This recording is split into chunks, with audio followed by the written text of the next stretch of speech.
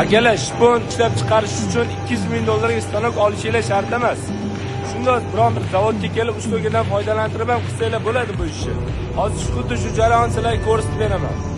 Xo'p, apparatda birinchi bo'lib shponni orqa oldi, kesilib tekislanib olinadi.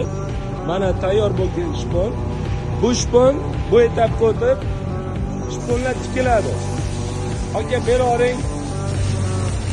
Mana ko'rib turganinglardek tayyor tikilib o'tadi.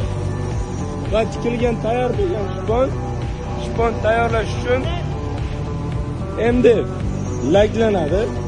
Laglanib ustiga boyagi tikilgan shponni qo'yiladi va qo'yilib press apparatga yuboriladi. Yaxshilab presslangandan keyin ko'rib turganingizdek mana sizlarga tayyor shpon listlar tayyor bo'ladi. Xuddi shu bosqichda amalga oshirish uchun 200 ming 300 ming dollarlar stanok olib ishlashingiz shart emas. Biror food zavodiga kelib, xuddi shu uslubidan foydalanib, tayyor shpon listlarini olishingiz mumkin. Endi biznes kengayish kerak. Qachonki yaxshi etapga chiqib, katta ob'yomga chiqqaninglardan keyin stanoklar olishga sizlarga tavsiya beraman. Hozir mana shunday uslubidan foydalanib, zakasini yopib tursanglar bo'ladi. Biror food kontaktlarini pastga opsiyani yozib qo'yaman. Kerak bo'lsa telefon qilinglar, yaxshi narxlarda qilib berishadi. Shponda har xil dub, yasin, arex shponlar ham bor. Aloqaga chiqinglar, xizmatda bo'lsa aloqadamiz. Sog' bo'linglar.